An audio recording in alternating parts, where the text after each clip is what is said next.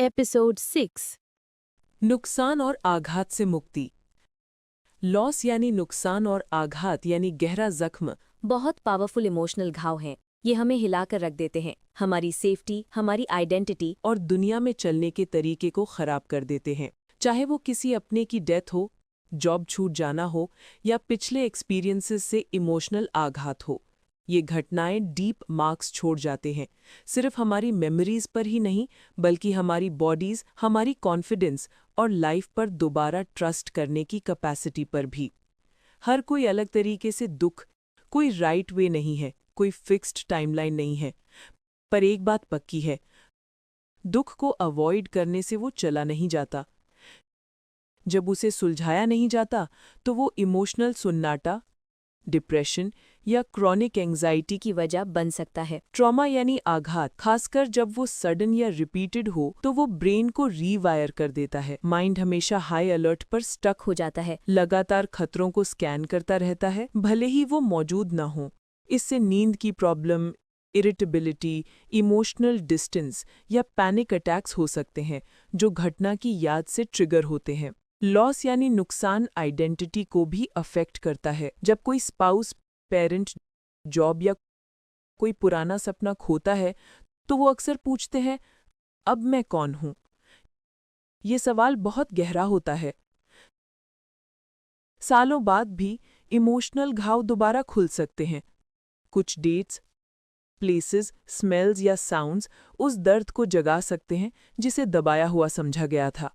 ये वीकनेस यानी कमजोरी नहीं है, ये हीलिंग प्रोसेस का पार्ट है। असली जिंदगी के एग्जाम्पल्स। एक मैन जिसने 10 साल पहले अपने फादर को खो दिया था, उसे आज भी हॉलीडेज पेनफुल। खुद को प्रोटेक्ट करने के लिए वो फैमिली गैदरिंग्स में नहीं जाता, पर आखिर में और ज्यादा आइसोलेटेड फील करता है।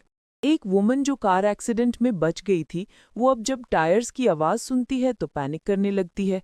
भले ही उसकी बॉडी ठीक हो गई हो, उसका माइंड ठीक नहीं हुआ। एक वंस कॉन्फिडेंट एम्प्लॉय की जॉब अचानक छूट जाती है।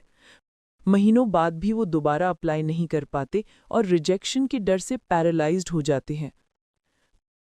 तो अब हम हील यानी ठीक होने की शुरुआत कैसे करें? इसकी शुरुआत होती है दर्द को नाम देने से।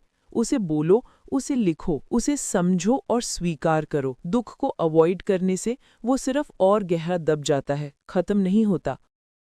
अपने आप को दुख मनाने की परमिशन दो।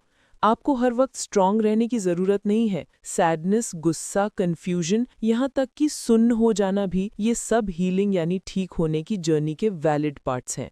यादों की रिचुअल्स बनाओ।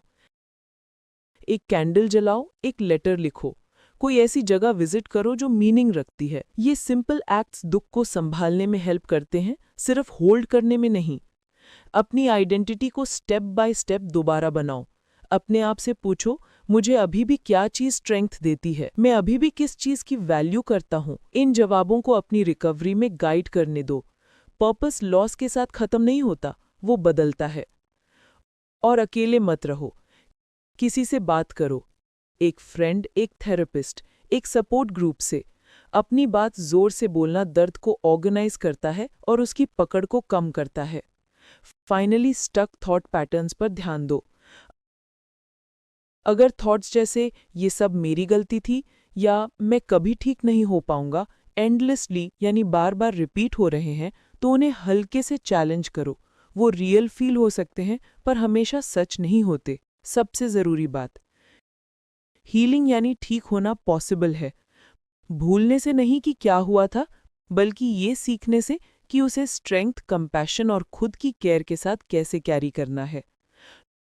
लॉस और आघात आपको शेप देंगे, पर वो आपको डिफाइन नहीं करते। आपको दर्द होने की इजाजत है और आपको हील होने की भी इजाजत है।